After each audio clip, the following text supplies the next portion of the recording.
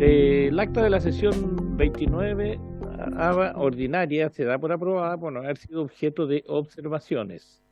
Y el acta de la sesión número 30 ordinaria se pone a disposición de las señoras y señores diputados. Vamos a pasar entonces al otro tema vinculado con nuestra tabla, que es la cuenta, y aquí le vamos a dar la palabra al secretario de nuestra comisión. Le ofrezco la palabra. Gracias, presidente. Buenas tardes. Se han recibido los siguientes documentos. En primer lugar, un oficio del presidente de la República, mediante el cual formula indicaciones al proyecto de ley de origen en moción que modifica diversos cuerpos legales para sancionar el acoso sexual en los sectores de la administración del Estado que indica e imponer a las municipalidades la obligación de contar con protocolos internos para la prevención y sanción del acoso sexual. Después tenemos varios proyectos de ley, todos ellos de origen en moción, que paso a individualizar.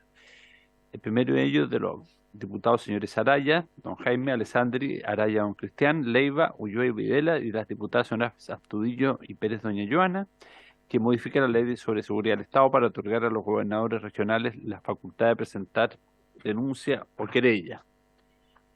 Segundo proyecto de los diputados señores Araya, don Jaime, Bianchi, Soto, don Raúl, Tapia y Ulloa, y de las diputadas señoras González, doña Marta, Marzani y Molina, que modifica la ley 18.314, que determina las conductas terroristas para otorgar a los gobernadores regionales la facultad para presentar querella. En tercer lugar, el proyecto de ley de los diputados señores Rivas, Arroyo, Lee, Oyarzo, Pino y Pulgari, de las diputadas señoras Ahumada y Medina, que modifica la ley 21.325 de Migración y Extranjería para favorecer los intereses de los nacionales frente a los extranjeros. Otro proyecto de los diputados señores Donoso, Benavente, Bobadilla, Coloma, Cornejo, Fuenzalía, Martínez, Ramírez, don Guillermo y Trisotti, de la diputada señora Bravo, doña Marta, que establece un procedimiento para los casos de personas que ingresan al país de manera irregular e impone la medida de expulsión en el plazo que indica. En sexto lugar, un oficio de la ministra secretaria general de Gobierno en respuesta a una solicitud de esta comisión con objeto de difundir la ley 21.487, que modifica la ley 21.239, que prorroga nuevamente el mandato de los directores u órganos de administración y dirección de las asociaciones y organizaciones que indica. Enseguida, un oficio del Ministerio de Transporte y Telecomunicaciones en respuesta a un requerimiento de esta comisión en orden a informar los antecedentes respecto a las operaciones que estaría realizando una línea de buses para ingresar ilegalmente al país un número significativo de migrantes a través de la frontera en Colchane. Luego, un oficio del gabinete del jefe de gabinete del subsecretario del Interior, mediante el cual informa que el ministro del Interior y Seguridad Pública subrogante, don Manuel Monsalve, no podrá asistir a esta sesión, a la cual estaba invitado, a causa de compromisos impostergables del cargo. Y hace saber su disponibilidad para una futura invitación de esta comisión si ella lo tiene a bien. Luego, un oficio del Senado por el cual comunica que ha aprobado en primer trámite constitucional el proyecto de ley iniciado un mensaje que modifica la ley 21.325, ley de migración y extranjería, con el objeto de agregar formas alternativas de notificación del inicio de los procedimientos administrativos de expulsión. Luego, un oficio del secretario general de esta corporación comunicando que en la Comisión de Gobierno Interior, Nacionalidad, Ciudadanía y Regionalización, el diputado don Víctor Pino reemplazará en forma permanente al diputado Rubén Oyarzo a contar del 8 de noviembre. Y finalmente, un certificado médico informando que la integrante de esta comisión, diputada Danisa Astudillo Pairetti, presenta una enfermedad en evolución, por lo tanto debe permanecer en aislamiento domiciliario por 5 días desde el 24 hasta el 24 de noviembre. Ambas fechas inclusive. Esa es toda la cuenta, presidente. Muchas gracias, señor secretario. Se ofrece la palabra en relación a alguno de los temas que acaba de informar o exponer nuestro secretario. Ya. Bien. Como no tenemos consulta en relación a la cuenta, vamos a pasar entonces al tema varios. Se ofrece la palabra el diputado Becker, después el diputado Trisotti. Muchas gracias, presidente.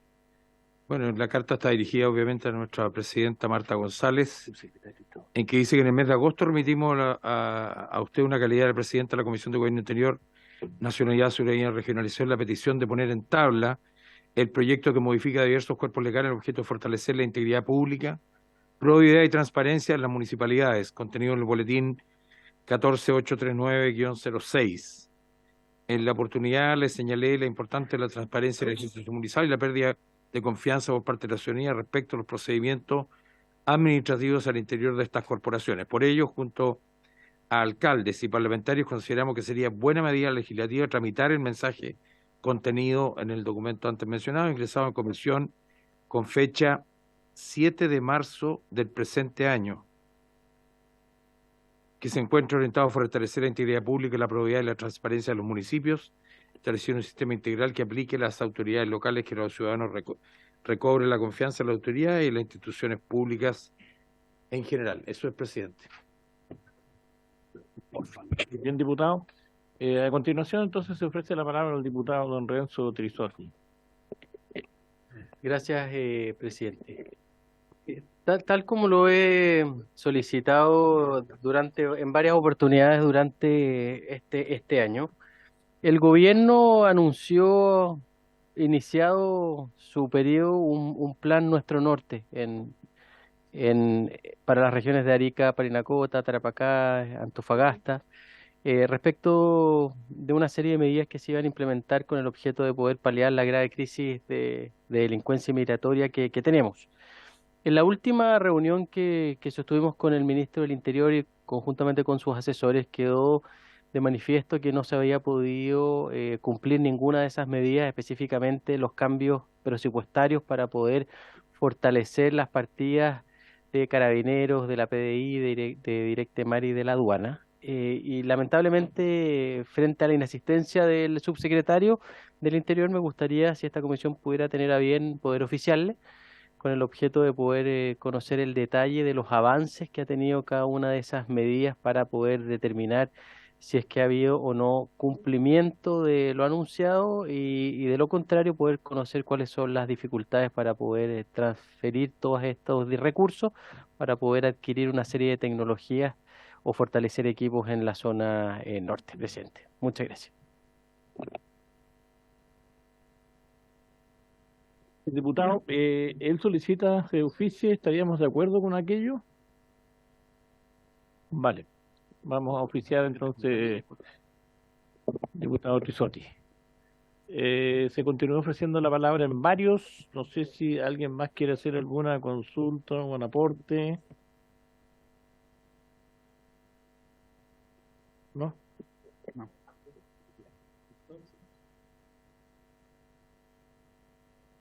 Bien, diputadas y diputados, tal como informó nuestro secretario, hoy día en principio está invitada, ¿no es cierto?, a participar en esta reunión a la ministra del Interior y Seguridad Pública, señora Carolina Toá, pero quien se excusó.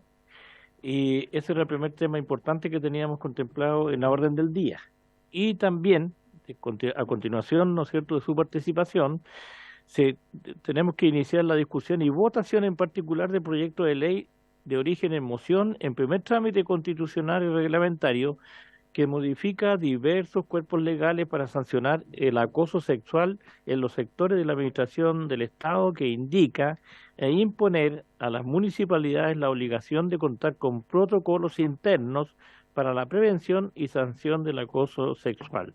Esto está, ustedes lo tienen ahí en sus respectivos asientos, en el boletín 14.458-06, que ya fuera votado en general y ahora hay que votarlo en particular. Para poder tramitar, ¿no es cierto?, esta iniciativa, está con nosotros el subsecretario del Trabajo, a quien también le damos la bienvenida. ¿Ya?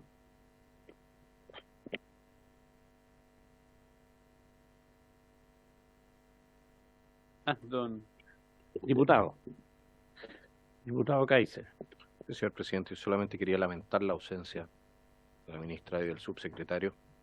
Es algo que se ha hecho ya recurrente en el Congreso, que hacemos las invitaciones, se agenda algo y posteriormente no se concreta, y eso también nos está costando tiempo legislativo.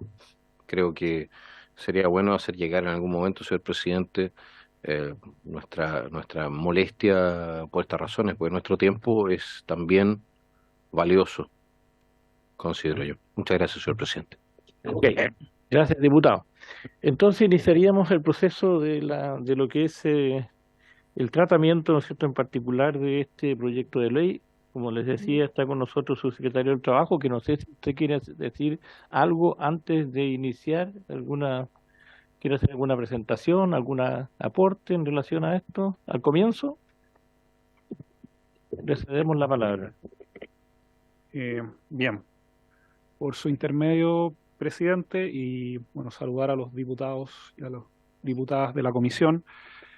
Como bien saben, este es un proyecto de ley que originalmente viene de una moción parlamentaria que inicialmente buscaba establecer tanto sanciones como protocolos de prevención ante situaciones de acoso sexual en las municipalidades.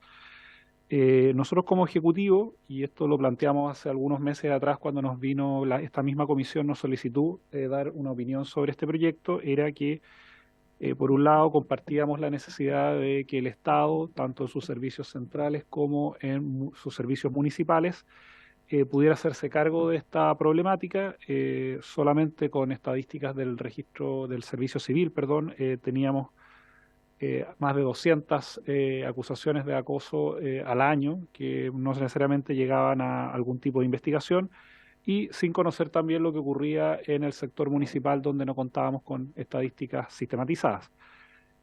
A eso además se suma que como gobierno comprometimos, y este Congreso ya ha ido tramitando varias de sus partes, la ratificación del convenio 190 de la OIT, y por lo tanto estimábamos que este proyecto además iba en línea justamente con recoger normativas, protocolos que permitieran ir ajustando nuestra normativa para ir erradicando el acoso laboral y el acoso sexual de nuestros espacios laborales.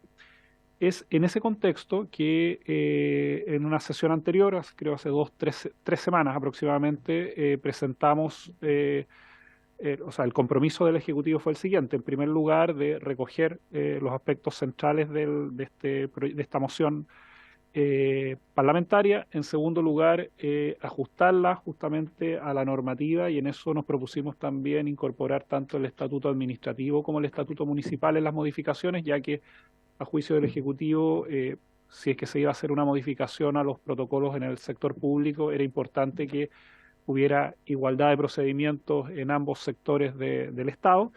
Y en ese contexto es que se propone esta indicación sustitutiva que creemos recoge lo fundamental del proyecto. Se hace cargo tanto de contar con protocolos internos para la prevención y sanción del acoso sexual, y al mismo tiempo también regular aspectos relativos a posibles sanciones y qué ocurre sobre todo cuando son las más altas jerarquías de cada uno de los servicios en las que se encuentran involucradas. Entonces, en ese contexto, muy brevemente, simplemente fundamentar algunas de las indicaciones que aquí se presentan. En primer lugar, este es un proyecto de ley que incorpora tanto el estatuto administrativo, la ley 18.834, el estatuto administrativo para funcionarios municipales, la ley 18.883, y la ley orgánica constitucional de municipalidades, la ley 18.695. Esto es bien importante porque cuando hagamos seguimiento de las indicaciones nos vamos a encontrar que algunas indicaciones son equivalentes para distintos cuerpos normativos, pero como está presentado en el boletín, se aborda cada una de las leyes por separado. Por lo tanto, cuando vayamos quizás en la mitad del boletín nos vamos a encontrar con indicaciones equivalentes, y es porque esto afecta a varios cuerpos normativos. En segundo lugar, sobre el sumario administrativo e instrucción de funcionarios en materia de acoso, hay dos elementos que nos parecen importantes. Bueno, se incorpora esta causal de acoso laboral dentro de los estos dos marcos normativos, entendido el acoso a través de la definición del artículo 2 del Código del Trabajo, que es al que remite tanto el Estatuto Administrativo como el Estatuto Municipal, y donde se establecen algunas indicaciones respecto a quienes preferentemente deberían llevar a cabo estas investigaciones, que tienen que ver con personas que cuenten con algunos conocimientos en materia de investigación y sanción del acoso de género y derechos fundamentales. En segundo lugar, se establecen medidas de resguardo necesario que son propias de este tipo de situaciones, en las cuales, por ejemplo, en caso de adoptarse el sumario, medidas de resguardo para las personas, por ejemplo, separación de los espacios físicos para que durante el momento que demore la realización del sumario, las personas no se encuentran en situaciones laborales complejas que tengan que enfrentar mientras se lleva adelante la investigación. Y además se incorpora específicamente en ambos estatutos que este procedimiento sumario, esta investigación sumaria, deberá especialmente resguardar los principios de confidencialidad, imparcialidad y celeridad. Uno de los elementos que se señaló en el proyecto, en la moción original, era muchas veces las demoras que tienen en general los sumarios administrativos por distintas razones, y en particularmente en este caso, en el proyecto se acotan los plazos en los cuales las distintas instancias tienen que responder. En tercer lugar, sobre las causales de las medidas disciplinarias de destitución, se establece el acoso laboral regulados tanto en el estatuto administrativo como en el estatuto municipal, como prohibiciones a las cuales se encuentran afectas los funcionarios que en caso de como causal de la medida disciplinaria de destitución. Por lo tanto, se incorpora también como una medida adicional, entendiendo que ya el acoso sexual estaba incorporado en el estatuto administrativo y en el estatuto municipal, no así el acoso laboral. Sobre la procedencia previa de investigación sumaria y resolución fundada, como saben, es la autoridad correspondiente la que estima la pertinencia o no de la investigación sumaria. Por lo tanto, aquí en este caso, lo que se plantea es una indicación donde, en caso de que la autoridad tenga que desestimar la denuncia, tiene que establecerlo a través de una resolución fundada, ¿ya? Y por lo tanto tener que justificar por qué razones la persona efectivamente no llevó adelante, en este caso la autoridad, la investigación. Adicionalmente, se incorporan elementos sobre la intervención de la Contraloría General de la República, básicamente porque en estos casos, a diferencia del estatuto administrativo, las más altas jerarquías, las jefes de servicio en estos casos son autoridades electas, por lo tanto el tratamiento que hay que dar en caso de que el sumario indique alguna causal de destitución va a requerir del pronunciamiento de Contraloría. En ese contexto se incorporan algunos plazos para que se establezca prontamente la resolución, y en caso de que haya apelación es finalmente Contraloría la que se pronuncia ante el respectivo sumario. Se incorporan además elementos específicos respecto a los plazos de notificación de las medidas disciplinarias. Se establecen plazos de 5 días para ello y de 20 para reclamar a la Contraloría General de la República. Esto en el entendido de darle una relevancia y una celeridad al proceso. Y la resolución que aplica la medida disciplinaria o absuelve a la persona inculpada estará afecta al trámite de toma de razón de la Contraloría General de la República cuando las personas funcionarias sean del primer nivel jerárquico de la institución o servicio. Sobre plazos de notificación también de sobreseimiento y reclamación ante la Contraloría, se establecen también plazos equivalentes de 5 y 20 días, así como también plazos para agilizar el sumario administrativo.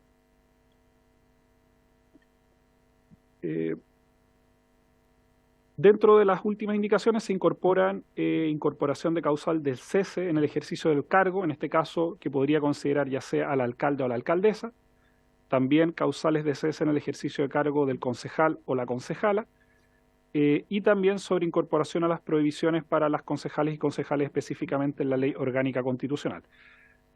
Hay que señalar también que en estos casos, si es que, por ejemplo, una persona que depende directamente de la primera jerarquía, como podría ser, por ejemplo, una jefatura de gabinete, también estaría afecta a que la Contraloría tome razón entendiendo que el primer nivel jerárquico sería el encargado, o una persona directamente dependiente del primer nivel jerárquico sería la encargada de llevar a cabo la investigación, lo cual generaría una situación en que podría no darle garantía a todas las partes del debido proceso. Y sobre las normas transitorias, con el objeto de operativizar la entrada en vigencia de la norma, obviamente en caso que así esta comisión y el Congreso así lo estime, se otorga un plazo de 6 meses desde la publicación en el Diario Oficial de la ley de aprobarse a los servicios involucrados para reanudar sus procedimientos y organización interna al mandato de este proyecto de ley impondría en materia de acoso sexual y laboral.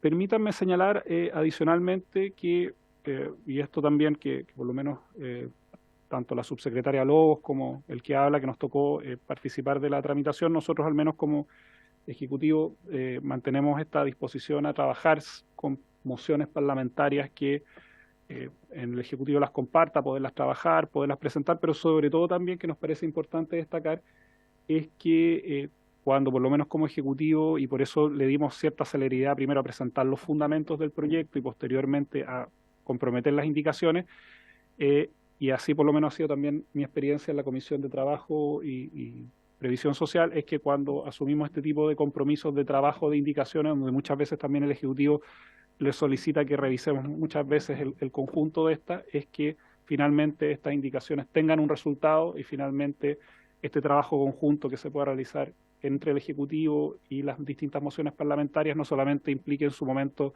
hacer alguna observación o alguna crítica o pedir tiempos también a la Comisión, que ha tenido también la buena voluntad de poder dar este diálogo, es que finalmente también como Ejecutivo podamos cumplir con esos compromisos y poder hacer presente en este caso esta indicación sustitutiva que creemos que va a significar un avance importante en la modernización de los protocolos y de las medidas de prevención, pero al mismo también va en línea con una necesaria modernización tanto del estatuto administrativo como del estatuto administrativo municipal.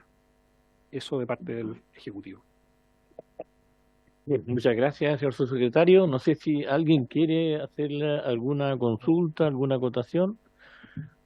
Diputado Trisotti, usted tiene la palabra. Gracias, presidente. No, lo primero, agradecer al subsecretario que haya presentado una serie de indicaciones tal como se comprometió hace unas semanas atrás, pero lo mío hice más bien en relación con el tema procedimental. Hoy día estábamos convocados para poder iniciar la discusión en particular y poder votar. Pero la indicación sustitutiva nos llegó el día de ayer. Fue subida y tuvieron nuestros equipos acceso el día de ayer. Y ya estaba vencido previamente el periodo para que nosotros pudiéramos presentar las indicaciones el día 14 de noviembre, si no me equivoco. Por tanto, me gustaría que pudiéramos discutir en razón de que hoy día tenemos prácticamente una modificación sustancial del proyecto, poder tomar algún grado de acuerdo para poder ampliar el periodo de indicaciones o poder prorrogar la votación en particular. Gracias, presidente. Gracias, diputado Trisotti. Quiero recibir algunas opiniones de los demás colegas en relación a la propuesta que me hace que me parece que está en la lógica, ¿no es cierto?, de entendimiento y mayor comprensión también de esta iniciativa. Diputada, usted tiene la palabra. Gracias, señor presidente. Y por su intermedio agradecer al subsecretario esta presentación que va en la línea que hemos quedado en la anterior sesión que tuvimos. También estoy de acuerdo con el colega Trisotti porque no hemos tenido tiempo para echar una revisión aún estando de acuerdo, pero es bueno ver si estamos plenamente para votar eso o en su defecto hacer para enriquecer de todas maneras este proyecto, que es muy importante. La verdad que lo estamos retrasando, pero es mejor hacer las correcciones en este momento y que vaya lo más expedito hacia los siguientes pasos. Eso sería, señor presidente. Muy bien, diputada, muchas gracias. El diputado Kaiser, me parece que haya pedido la palabra.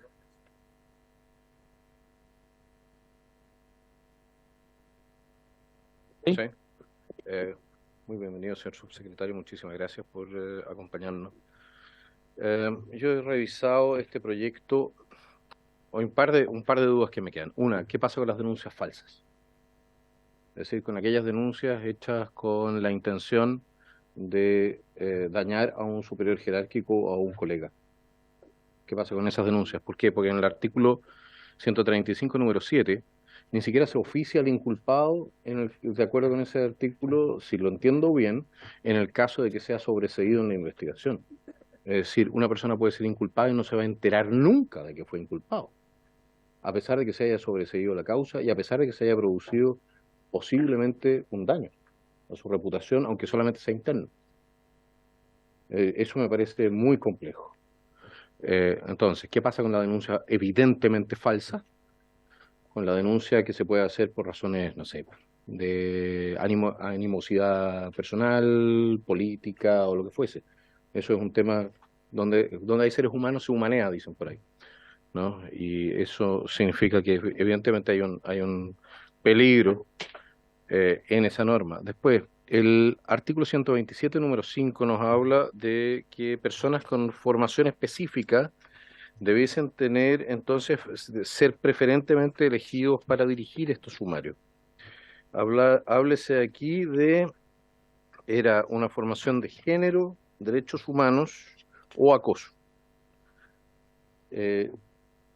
A mí se me abre la siguiente pregunta. Está bien, una persona puede ser especialista en derechos humanos, pero no por eso es especialista en la ley. No por eso necesariamente es una persona especialista en la aplicación del estatuto administrativo o en una investigación. Es decir, ¿cómo se condice esto con lo que nosotros esperamos obtener, que es impartir justicia de la manera lo más objetiva posible y con las mejores herramientas posibles, ¿no? En ese sentido, probablemente sea, no sé si un abogado, un investigador, pero no sé si necesariamente los criterios que se aplican aquí, por ejemplo, de género, ser especialista en género, sirven para establecer la responsabilidad de una persona en una actuación determinada. Yo ese punto lo dejaría también a la crítica, señor subsecretario. Son los 3 puntos que tenía que comentar o que consultar. Muchas gracias. Muchas gracias por su intermedio, señor presidente. Discúlpeme. Muy bien, diputado Kaiser. No sé si usted quiere opinar ahora o para en el tratamiento del proyecto. Vale. Para no dejar las preguntas después que se... respecto al segundo punto, hay que señalar que aquí hay que recordar que estas modificaciones se dan en el contexto del conjunto del estatuto administrativo, por lo tanto los aspectos que los sumarios administrativos en el estatuto, y esto tanto pasa por ejemplo, en el caso de los ministerios o de servicios centrales, es que son personas de la Fiscalía las que toman los sumarios administrativos y que se encargan de ellos. En este caso, nosotros no estamos innovando respecto a las materias de quienes normalmente realizan los sumarios. Lo que es el espíritu de esta indicación es que dentro del campo de las personas que, por ejemplo, en Fiscalía vayan a realizar el sumario, que dentro de estas personas, que en Fiscalía son todos personas, abogados y abogadas que conocen muy bien el estatuto administrativo, es que dentro de esas personas se les dé preferencia a personas que tengan algún conocimiento específico en materias de género. Por lo tanto, lo que estamos diciendo con esta indicación, y obviamente será evaluación de esta comisión si hay que precisar o no las materias, porque hay que considerar todo el resto del estatuto administrativo que no estamos innovando en estas indicaciones, es que dentro de las personas que realizan regularmente el tipo de sumario sean personas que tengan especialización. Por lo tanto, en ese contexto, no estamos planteando que sean personas que, por ejemplo, no sean desconocedoras del tema o que vayan a realizarlo personas distintas a las que ya lo realizaban. Pero, ¿Preguntar complementariamente? Y solo para responder la... Señor subsecretario. Consulta es la siguiente. Una persona con formación de género es una persona que, por ejemplo, tiene la formación de que nosotros vivimos en un sistema heteropatriarcal, en el cual personas por pertenecer a ciertos sexos son más dados a oprimir a otras. De acuerdo con lo que yo tengo entendido, puedo haberlo comprendido de manera equivocada, por supuesto, cuando estuve en mis clases de feminismo. ¿Eso no sería un impedimento para la objetividad de la investigación?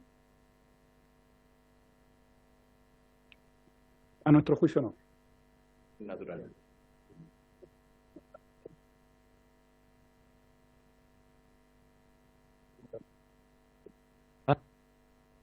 A ver, respecto a lo de denuncias falsas, vuelvo a insistir. Si es que esta comisión estima perfeccionar o hacer indicaciones que vayan en línea con fortalecer el proyecto, es potestad de los diputados y diputadas aquí presentes. En nuestro caso, hay que recordar que ya existen en el estatuto administrativo, al menos en el central, mecanismos de investigación, y por lo tanto estas situaciones se denuncian regularmente. De hecho, yo señalaba al comienzo de mi exposición que entre el año 2018 y 2019 el Servicio Civil recibió un total de 225 denuncias por estas materias. Y por lo tanto, no estamos innovando al respecto. O sea, lo que estoy tratando de decir es que efectivamente el estatuto administrativo, y cuando se realizan sumarios, estos sumarios fallan. En caso de encontrar responsabilidades, sancionan de acuerdo al estatuto administrativo, y en caso contrario, sobreseen. Y por lo tanto, estos son procedimientos que ya regularmente ocurren en el estatuto administrativo, y más bien el espíritu de estas indicaciones tenía que ver con las enormes dificultades para que estos procesos se lleven adelante.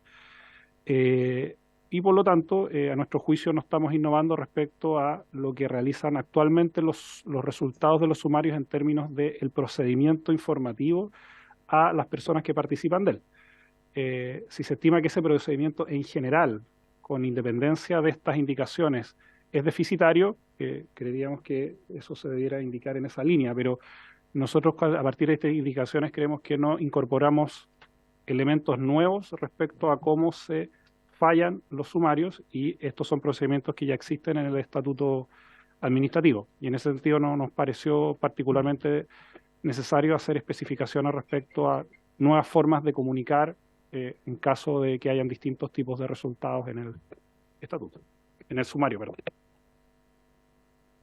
Muchas gracias, señor subsecretario. ¿Usted quería argumentar algo más? Les cedo la palabra. Les cedemos la palabra. Porque este está malo. Muchas gracias, presidente, por su intermedio. Agradecer al gobierno y al subsecretario que haya cumplido con lo que nos señaló hace unos meses atrás cuando empezamos a discutir este proyecto, y que haya ingresado las indicaciones. Creo que a favor de que generemos un espacio para poder efectivamente procesarlas y preparar indicaciones los parlamentarios. Yo creo que si en eso es posible aumentar el plazo, creo que estaríamos casi todos dispuestos en esta mesa para lograr un plazo razonable para que todos puedan estudiar junto a los equipos, y efectivamente, dado que van a haber licencias, es importante que nos preparemos para eso. Dicho esto, y no puedo dejar pasar en cuanto a las observaciones que hacía el diputado Kaiser, que en las propias, más allá de un tema de disputa política, acá tenemos en nuestro país universidades, instituciones acreditadas que imparten distintos cursos, diplomados, posgrados en materia de género, y junto con la experiencia, como bien decía el subsecretario a este respecto, que existe en el país, esto no es algo nuevo, sino que se aplica a gran parte de las órganos del Estado, y son los municipios los que están quedándose atrás, y de alguna manera con esto lo que nos ponemos es al día en cuanto a tener la misma regulación según, y que no dependa de en qué órgano del Estado se está trabajando. Eso, muchas gracias, presidente. Muy bien, gracias, diputada, por su participación. Diputado Kaiser, ¿está solicitando la palabra? Sí, por su intermedio, señor presidente, señor subsecretario, usted me dice que esta norma no innova, pero el artículo 100, o sea,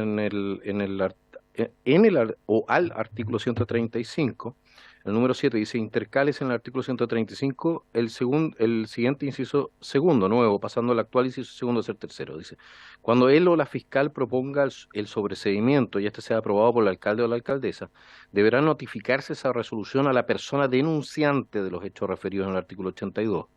Letras 1 o M de este estatuto, dentro del plazo de 5 días, quien podrá reclamar de ella, el denunciante, en la Contraloría General de la República, en el plazo de 20 días contados desde que se tomó conocimiento de ello.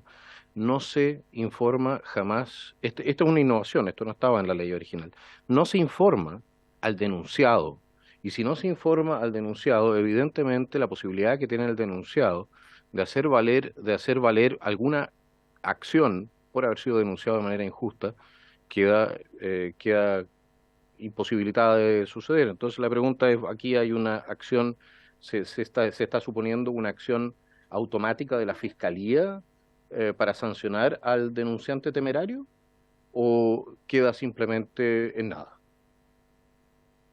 Muchas gracias, señor presidente. Bien, yo creo que estamos ya un poco avanzando en lo que es el análisis, ¿no es cierto?, de la discusión de votación en particular de la iniciativa.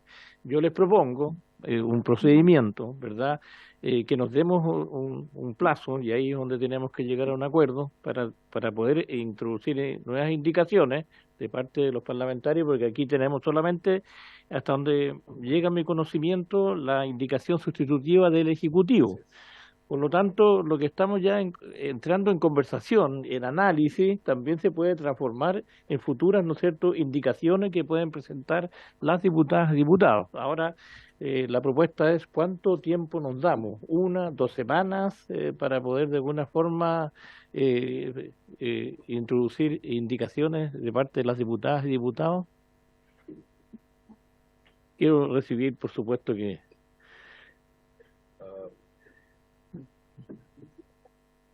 ¿Ah? Porque ya si son 2 semanas ya sería hasta de vuelta de la semana distrital.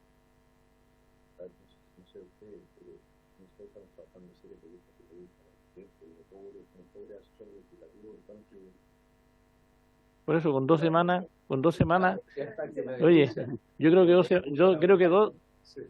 creo que dos semanas es suficiente. 2 semanas, exactamente.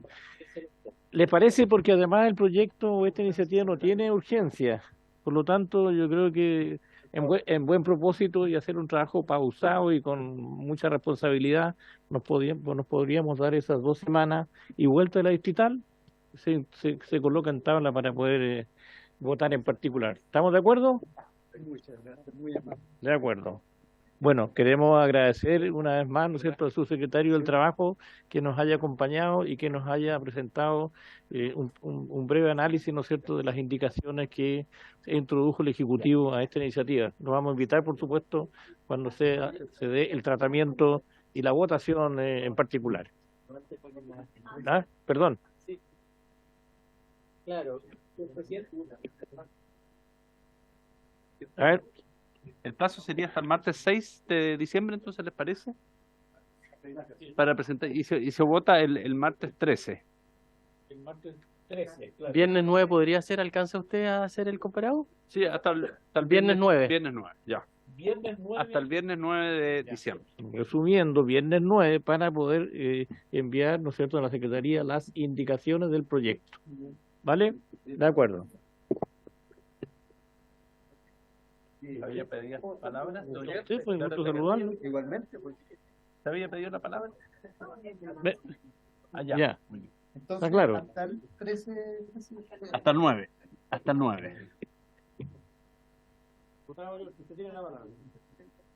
Muchas gracias, presidente. Solamente para dejarlo bien en claro, hasta el 9 tenemos plazo para dejar las indicaciones.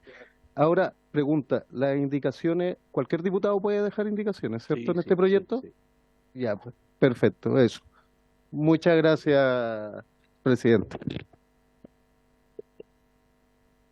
Bien, agradecer una vez más, ¿no es cierto?, de parte de la comisión al subsecretario que ha tenido una muy buena disposición para poder conversar y tratar esta iniciativa. Muchas gracias. Gracias, subsecretario. Bien, siguiendo el orden, ¿no es cierto?, de nuestra orden del día o nuestra tabla, tenemos otra iniciativa, otro proyecto, dice votar las indicaciones recaídas en el proyecto de ley de origen en moción en primer trámite constitucional y segundo reglamentario que modifica la ley 18.700, orgánica constitucional de votaciones populares y escrutinios, con el objeto de ampliar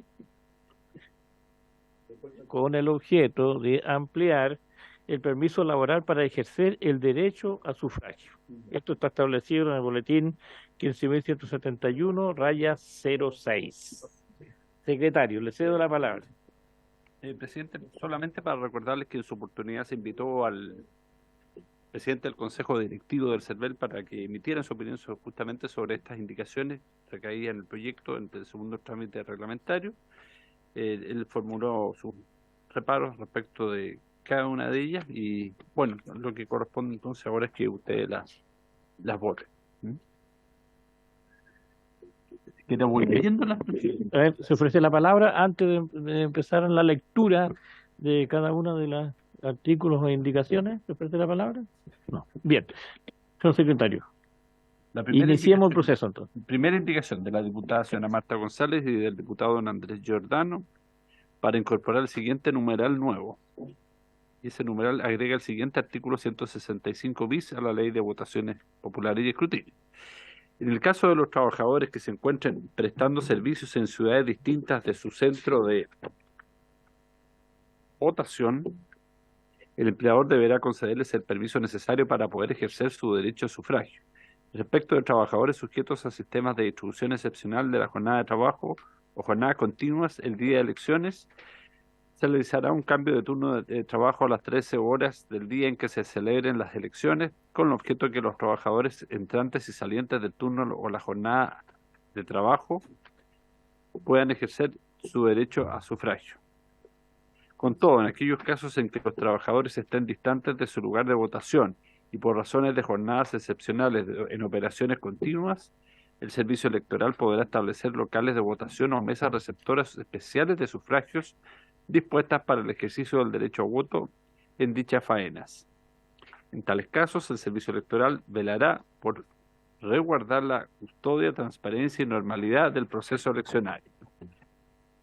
Por otra parte, el servicio electoral les otorgará una credencial a los trabajadores del transporte público con el objeto de que puedan ejercer su derecho a sufragio de manera preferencial respecto al resto de los electores, junto a las personas discapacitadas y de tercera edad. Además, el empleador les concederá un permiso de 3 horas sin descuento de remuneraciones para que estos trabajadores puedan ejercer su derecho a sufragio. Esa es la primera indicación.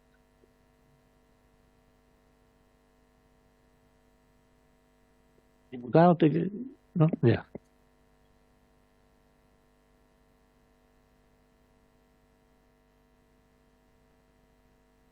No hay nadie de los que presentó las indicaciones. No está ni la presidenta, no que es están. coautora, ni el diputado Jordán. Ya.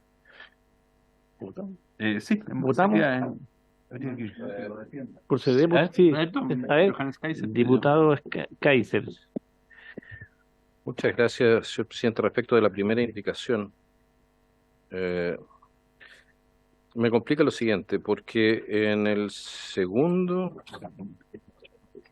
inciso dice, con todo en aquellos casos en los que los trabajadores estén distantes de su lugar de votación y por razones de jornadas excepcionales en operaciones continuas, el servicio electoral podrá establecer locales de votación o mesas receptores especiales de sufragio dispuestas para el ejercicio del derecho a voto en dichas faenas. En tales casos, el servicio electoral velará por resguardar la custodia, transparencia y normalidad del proceso eleccionario.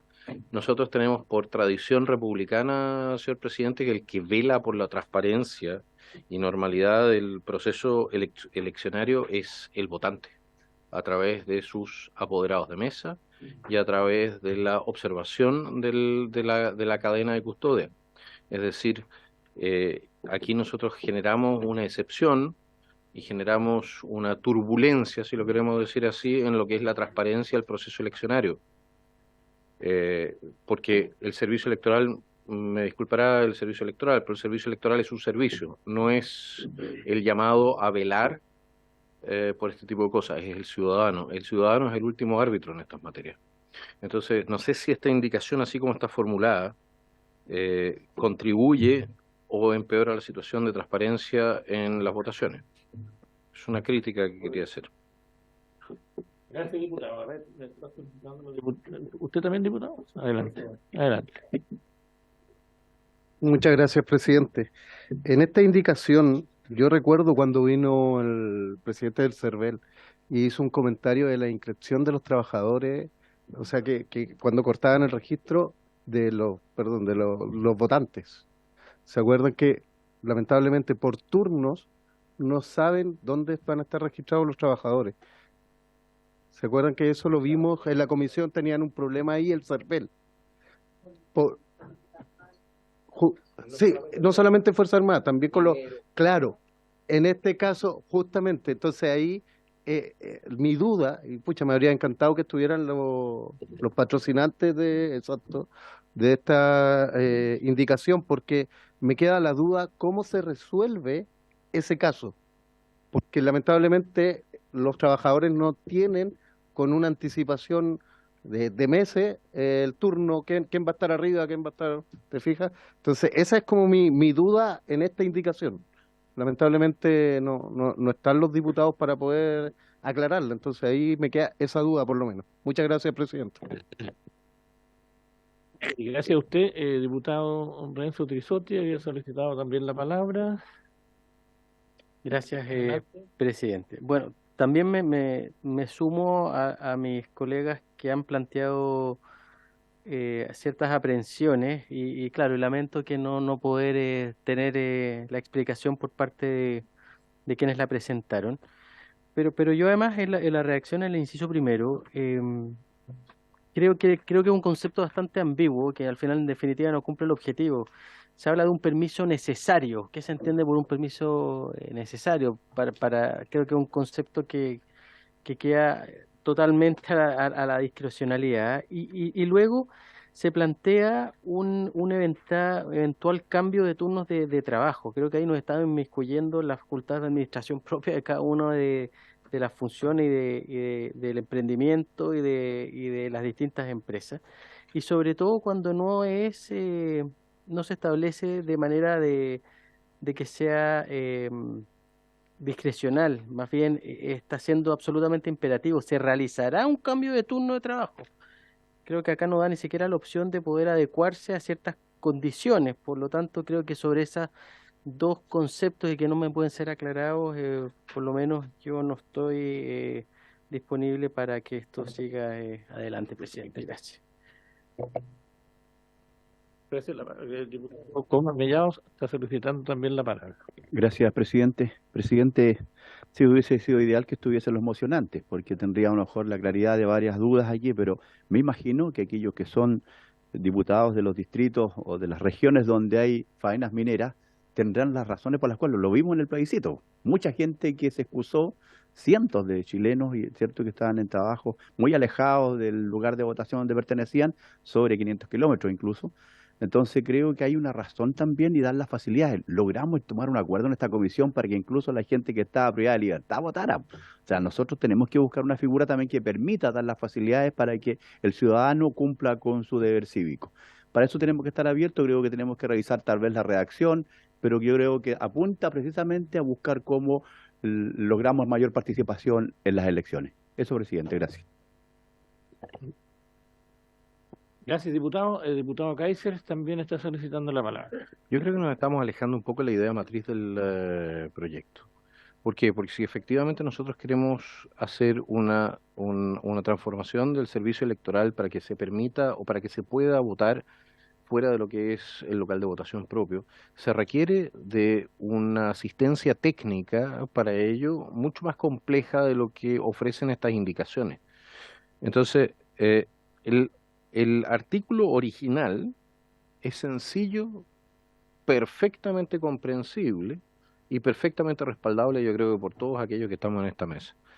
Pero si nosotros queremos modificar la ley del servicio electoral para permitir la votación de personas fuera de lo que son sus locales de votación normales, nosotros se debería interponer un proyecto de ley nuevo, porque son dos temas absolutamente distintos y es de una complejidad que nosotros dentro de este proyecto de ley, así como está y sin poder ahora recurrir, porque ya pasó el tiempo de las invitaciones, etcétera, sin poder recurrir a los órganos técnicos calificados para asesorarnos, podemos terminar haciendo más daño que bien, señor presidente. Bien, gracias, diputado. No sé si algún diputado o diputada quiere hacer alguna otra observación, otro enriquecimiento. Usted, diputada. Gracias, presidente, y por su intermedio. Sí, en cuanto a la indicación, comparto con lo que han señalado los diputados previamente, sobre todo porque escuchamos acá pero él es director del consejo, presidente del consejo directivo, presidente del consejo directivo. Y efectivamente, recuerdo que ahí nos señaló la complejidad para implementar estas mesas de votación en cada lugar de votación, no por un tema de infraestructura, sino por el padrón, sino la dificultad que tendría para no tener la anterioridad para poder armar el padrón electoral para poder votar ahí. Y eso le afecta tanto a la indicación que estamos discutiendo ahora como la siguiente de los diputados Fuenzalía y Trisotti. Y para eso lo que señalaba el presidente del Consejo Directivo era que había que avanzar con la posibilidad de voto anticipado.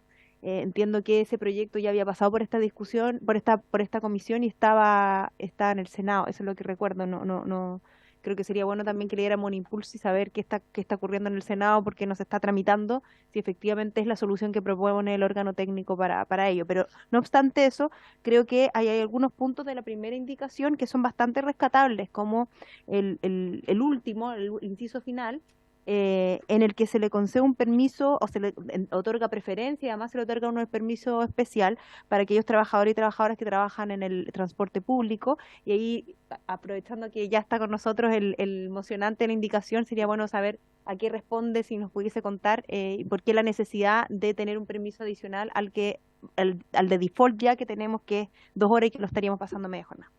Gracias, presidente. Gracias, diputada. Bueno, estamos justamente empezando a analizar esta iniciativa y usted es uno de los que presentó en conjunto con la diputada Marta González indicaciones a esta iniciativa. Sí, ahora no. Y justamente estaban comentando las diputadas y diputados que sería bueno que alguien de los mocionantes estuviese presente para que dé también su punto de vista a raíz de algunas dudas o inquietudes que se han planteado. Así que le cedemos a usted la palabra. No, primero que todo, muchas gracias, presidente, por la invitación. Estaba en otra comisión, así que no podía estar al pendiente, pero me avisaron rápidamente que se estaba discutiendo nuestra moción y las indicaciones ingresadas, así que quise venir para tratar de contextualizarlas y también aprovechar la oportunidad quizás de conversar algunas de las dudas, sobre todo suscitadas en torno a la exposición, entiendo, del director del Cervelo, del señor Tagle, no sé si la semana pasada o hace algunas semanas atrás. Pero poniéndonos en contexto, voy a retrotraerme al punto inicial de esta discusión, donde nosotros iniciamos un proyecto de ley que era muy simple, cuyo objeto era aumentar el rango de votaciones establecido en la ley 18.700 de 2 horas a media jornada. Cuando aquello ocurrió, esto lo votamos y lo votamos además, creo que por unanimidad en esta comisión, si recuerdo bien, lo que agradecemos profundamente porque es algo que además ha sido muy bien recibido en el ambiente laboral. Lo que sí se nos comentó es que de parte de la institución, entre ellas el Ministerio del Transporte, había preocupación de que la ejecución de este derecho podía colindar además con otro derecho necesario, que es el derecho a traslado, que en el fondo se ejerce además con trabajadores y trabajadoras que prestan servicio, en este caso en el transporte público, y que la exigencia del permiso de media jornada para ese caso en particular podía gatillar que los derechos colisionaran y muchos trabajadores y trabajadoras tuvieran serios problemas para asistir a votar, sobre todo en circunstancias donde se pueda, digamos, como ocurrió para el plebiscito del 4 de septiembre, establecer mecanismos de participación obligatoria, que es algo que entendemos está en debate desde el Senado con urgencia y todo, pero nosotros concebimos esta iniciativa desde una perspectiva de la legislación que está actualmente vigente y creemos que además no es procedente adelantarnos a una transformación que todavía no ha sido discutida en la Cámara. Pero por cierto, que atendiendo esta crítica o esta preocupación por parte del manejo del transporte público, lo que nosotros decidimos fue ingresar una indicación que garantice primero la continuidad del servicio de transporte. Y para eso, lo que básicamente establecemos que, como existen otras modalidades, exista una suerte de mecanismo preferente para que quienes sean funcionarios o trabajadores y trabajadoras del transporte público puedan votar en un tiempo menor. Le extendemos, en vez de media jornada, hablamos de 3 horas, pero además lo que decimos básicamente es que se les otorgue facilidades para que puedan concurrir rápidamente al lugar de votación y pueda continuarse prestando el servicio. Y trasladamos la media jornada, la dividimos en realidad como para efectivamente hacernos cargo de algunas complejidades en turnos excepcionales y en otro tipo de jornadas que también son rotativas, en garantizar que exista esa media jornada, estableciendo un cambio de turno a las 13 horas. Esa en realidad básicamente es mantener el espíritu de la norma, pero incorporando esta salvedad para el caso de los trabajadores y trabajadoras del transporte público, de manera que podamos garantizar la continuidad del servicio. Es eso solamente lo que contempla, y sin duda si hay alguna consulta pertinente. Yo no estuve cuando intervino el señor Tagle, entonces en realidad como que solo leí lo que sale en el acta, pero por cierto estamos disponibles para conversarlo, debatirlo o por último entregar nuestra opinión sobre algún detalle en específico que sea, digamos, relevante para la discusión. Sí quiero hacer mención que una parte de lo que sale en el acta, ¿no? Señala como que se podría prestar para el fraude, como un abuso de la norma, que trabajadores, al menos en el acta sale, ¿no? Que trabajadores y trabajadoras podrían inscribirse en otras ciudades para efecto de tratar de ejercer fraudulentamente este permiso. Yo creo que eso es hilar un poco fino y no partiría de pensar de la mala fe en torno a lo que estamos tratando de garantizar acá, que es una mayor participación democrática en procesos eleccionarios. Por el contrario, nos parece que en realidad lo que se busca acá es garantizar un derecho constitucional y una obligación a su vez, que es la participación en este tipo de procesos, y por lo tanto, efectivamente, partir desde una base de una interpretación de abuso creo que daña un poco el espíritu de la discusión que hemos sostenido en esta comisión. Gracias, presidente. Diputado, a ver, ahí nos está aclarando, digamos, algunos tópicos, ¿no es cierto?, de esta indicación para mayor clarificación y poder también continuar con la discusión. Pero en tanto me solicitó la palabra el diputado Johannes Kaiser. Muchas gracias, señor presidente. Yo creo que si se resumiese la primera indicación solamente a su último inciso, probablemente no tendría ninguno de nosotros un problema para respaldarlo. El tema respecto de la transparencia del proceso electoral, me disculpará, pero existe una razón por la cual existen todo tipo de seguros para asegurar, para confirmar la transparencia de los procesos electorales. Entre otras cosas, porque sí, se producen fraudes, porque hay gente que no siempre se atiene a las normas ni responde a la confianza depositada en ellos. Entonces, mientras más transparente el sistema, mejor. Y pedir simplemente confianza en un sistema, la verdad es que, yo como no le tengo mucha confianza en general al Estado, pero tampoco al ser humano en general, cuando está puesto, mira, sí, es muy sencillo. A mí colocar una caja de chocolate al frente va a ser muy difícil que no me los coma. ¿Ok? Entonces no creemos la ocasión. Mientras más transparencia, mejor. Y complejizar un sistema, si no lo hacemos con una buena asistencia técnica, puede llevar a resultados que no queremos. Ninguno de los dos lados, nadie en el sistema político chileno quiere que en algún momento se produzca una situación como la que se está viviendo en Brasil o en Estados Unidos, donde la gente dice, ¿sabes qué más? No confiamos en el resultado de la elección porque puede haber habido aquí o allá, donde fuese un defecto mayor. Entonces yo diría, si vamos a hacer algo en esta materia, hagámoslo bien. Respecto al tercer inciso, lo encuentro maravilloso y lo encuentro bueno, y estaría dispuesto a respaldarlo. Pero los primeros dos me parece que complejizan mucho una norma y se alejan un poco también del espíritu original de la misma. Sí, es la primera indicación. El tercer inciso, por ejemplo, cuando dice, por otra parte, el servicio electoral les otorgará una credencial a los trabajadores del transporte público, el objeto que pueden ejercer su derecho a sufragio de manera preferencial, perfecto. Junto a personas discapacitadas de tercera edad, perfecto. Además, el empleador les concederá un permiso de 3 horas sin descuento de remuneraciones, perfecto. Ningún problema con eso. Pero los primeros dos incisos me complican. Permite, adelante. Sí, no te...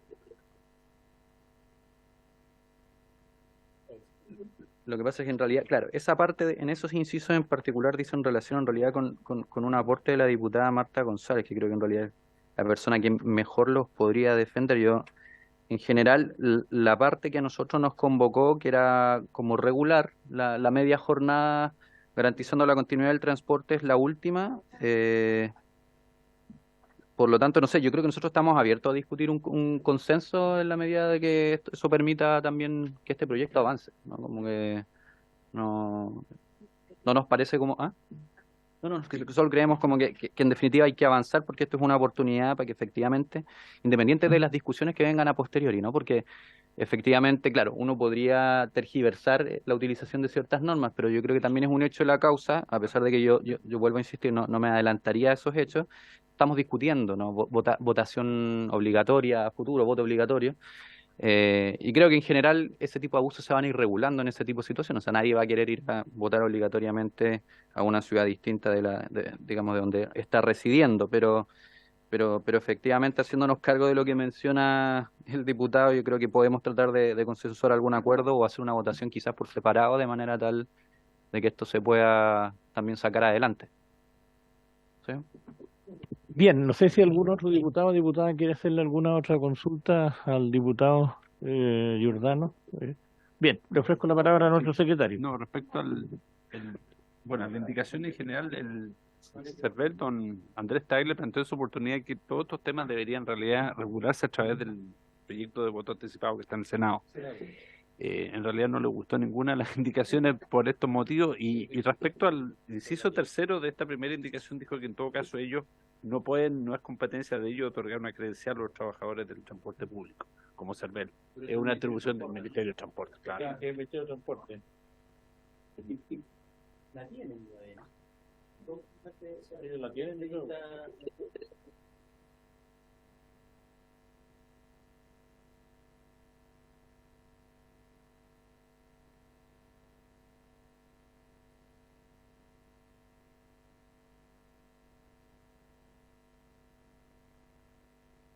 Habría que, perdón, habría que entrar a modificar la redacción. Diputado Trisotti. Gracias, presidente. A ver, quizás quizás con mis palabras echo abajo nuestra indicación que hemos presentado con el diputado Fuenzalía. Pero sí, me hicieron mucho sentido las palabras del diputado Kaiser en el sentido de poder tratar de hacer esto bien. Y obviamente recuerdo la exposición del presidente del CERVEL respecto de una reforma mucho más integral y no estar picoteando a través de estas indicaciones el poder cumplir con un objetivo que en definitiva nos parece muy plausible. Hoy día efectivamente los funcionarios de las Fuerzas Armadas que se dispone de ellos el cuidado de los recintos de votación en lugares distintos a su domicilio, no tienen ninguna opción de poder votar, y es por eso que habíamos presentado esa indicación, pero con el ánimo de que este proyecto pueda tener vida y volver al espíritu original respecto de la modificación específicamente en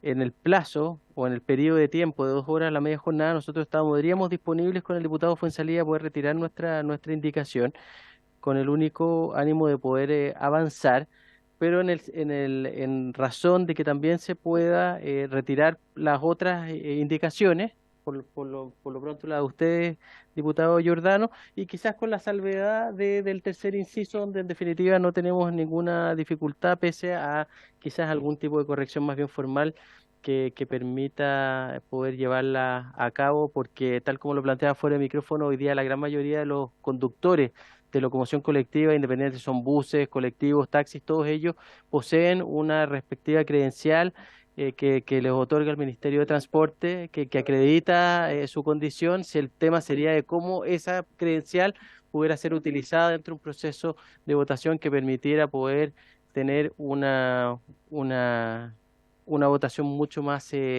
rápida y pasando por sobre el resto de los votantes en razón de su función. Por tanto, si está bien los otros diputados pueden retirar sus indicaciones, nosotros tampoco tenemos ningún tipo de problema en hacerlo, presidente. Gracias, diputados. No sé si alguien más quiere hacer algún aporte, alguna consulta. Tendríamos que someter. Corregimos la Se puede hacer, Se lo pueden hacer en un tarjetón, en un tarjetón. en un tarjetón. Porque hay el último párrafo.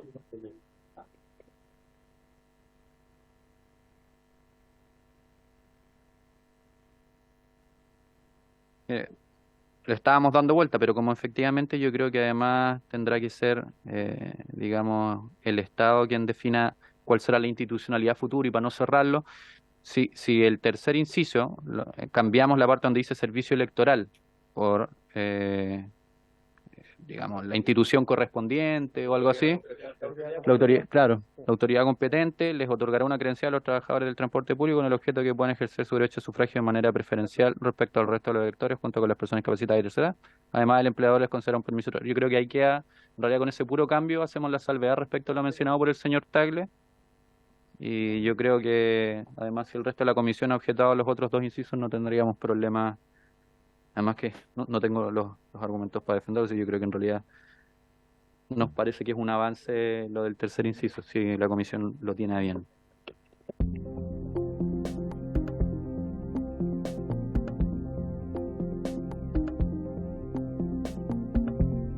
Vamos nuevamente a reiniciar la continuidad de nuestra sesión ahora que ya se corrigió una indicación ahí de unos diputados. Presidente, entonces voy a dar lectura a la indicación. La firma es la suya, don diputado. Dice así: para incorporar entonces el siguiente inciso tercero al artículo 165 de la Ley de Votaciones Populares y Escrutinios. Sin perjuicio de ello, los trabajadores del transporte público dispondrán de 3 horas de permiso sin descuento de remuneraciones para ejercer su derecho de sufragio. La autoridad competente les otorgará una credencial con el objeto de que puedan ejercer el derecho de sufragio de manera preferente junto a las personas discapacitadas y de tercera edad. Eso es. Bien. Entonces, en votación primero los incisos primero y segundo de la indicación número 1. Claro, sí, votación separada. Porque no se va a retirar esa parte, ¿no? ¿Esta parte no se retira? Bueno, faltaría la firma de la presidenta. Sí. Hay que votar. Bien. En votación, entonces, los primeros 2 incisos. Diputada Danisa Astudillo, no está con licencia médica. Don Miguel Becker. Si no se retiraron, vamos a votar negativamente.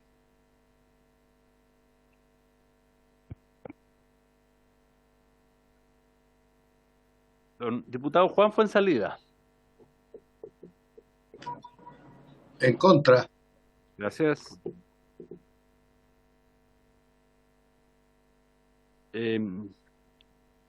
Diputado Kaiser. En contra de los 2 primeros incisos, señor secretario. Muchas gracias. Diputado Cosme Mellado. A favor, señor secretario. Diputada Javiera Morales. Abstengo, señor secretario. Diputada Joana Pérez. Diputado Víctor Pino. En contra, presidente. Gracias. Diputada Clara Zagarriga. A favor. Diputada Carolina Tello. Abstención, señor secretario. Diputado Renzo Trisotti. En contra, señor secretario. Presidente, don Bernardo Pérez. En contra, señor secretario. La presidenta no se... Resultado de la votación, presidente. 2 a favor, 6 en contra, 2 abstenciones. En votación ahora el inciso tercero, de acuerdo con la nueva redacción que leí. Don Miguel Becker.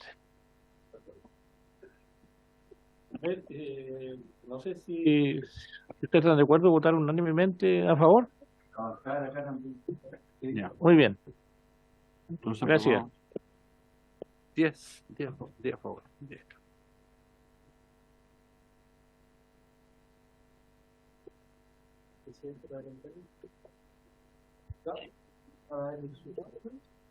El resultado sería aprobado por unanimidad.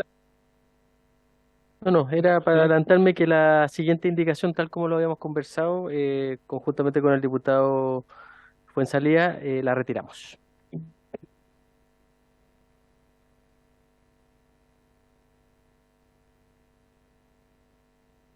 Según lo que me comunicó verbalmente la diputada Chiara Marchesi, está retirada.